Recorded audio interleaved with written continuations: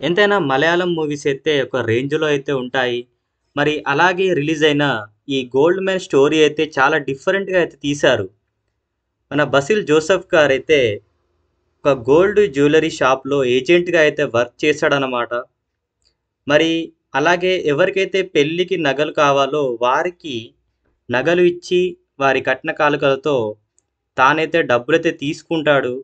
మరి జాలీగా సాగుతున్న తన లైఫ్‌లో సడెన్‌గా ఒక రోజైతే ఒక పెళ్లి కూతురు కుటుంబం నుంచి డబ్బులైతే రావన్నమాట.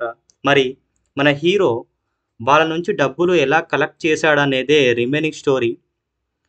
అలాగే డిఫరెంట్ కాన్సెప్ట్‌తో తీసిన ఈ మూవీ అయితే ఫస్ట్ హాఫ్ కామెడీతో స్టార్ట్ అయిన ఈ మూవీ సెకండ్ హాఫ్‌లో చాలా ఎంగేజింగ్‌గా కొన్ని సీన్స్ అయితే చాలా బాగా అనిపించాయి.